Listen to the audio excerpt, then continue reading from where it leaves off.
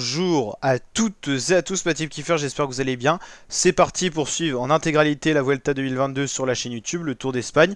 Donc là, on se retrouve pour les vidéos présentation d'étapes. On va faire la présentation de l'étape 1 dans cette vidéo. Chaque jour, vous pouvez retrouver la présentation de chacune des étapes. On fait un jour en avance. Donc là, par exemple, on est une journée avant l'étape 1 et donc on vous présente cette étape Utrecht. Départ inédit donc aux Pays-Bas pour la Vuelta.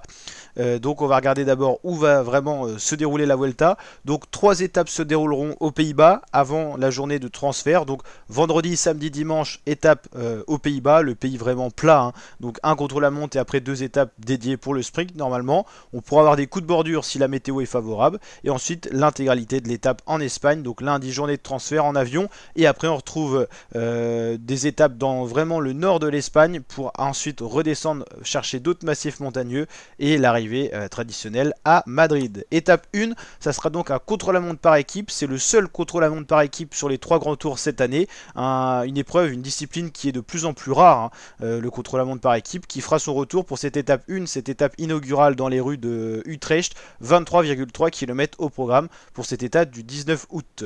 Un profil 100% plat, on l'a dit. Pays-Bas, pays plat, donc 23 km qui devraient être reliés assez rapidement et on devrait déjà avoir de premiers écarts qui vont se créer avec deux pointages, un pointage intermédiaire et le pointage à Utrecht pour un départ donné assez tard, hein, au final, pour que ça soit bien diffusé à la télévision, donc sur Eurosport en France. Départ des premières équipes à 18h30 et arrivée des dernières équipes à 20h22. Contre la montre par équipe, c'est beaucoup plus court au niveau du timing.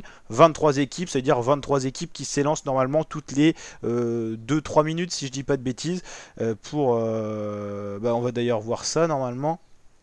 Ah non, il n'y a pas de détails particuliers, mais en tout cas ça devrait donner lieu donc déjà à une première petite explication déjà entre les équipes de favoris, par exemple la Ineos de Carapaz, la Jumbo de Roglic, la De Sunning de Evenepoel. On va voir quelle formation a vraiment une équipe centré autour d'un leader et être capable déjà de limiter la casse, voire déjà de prendre un certain avantage. Chaque seconde compte sur un grand tour. Et là, certaines équipes, les plus petites équipes, qui ont peut-être des leaders, hein, pourront déjà perdre du temps. Je pense notamment à la Bike Exchange de Simon Yates.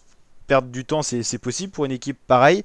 J'aurais dit la Arkea, mais Quintana a annoncé son retrait de la Vuelta par rapport au fait qu'il a été positif à un médicament sur le Tour de France. Il veut d'abord voir déjà ce qu'il y en est au niveau du procès.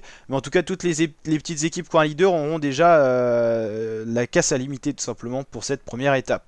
On retrouvera bien sûr le résumé de l'étape 1 sur ma chaîne YouTube. Donc n'hésitez pas à vous abonner, activer la cloche pour suivre l'intégralité de la Vuelta sur ma chaîne YouTube, ma team. N'hésitez pas à liker la vidéo si elle vous a plu et je vous dis à très bientôt pour de nouvelles vidéos. Ciao ciao.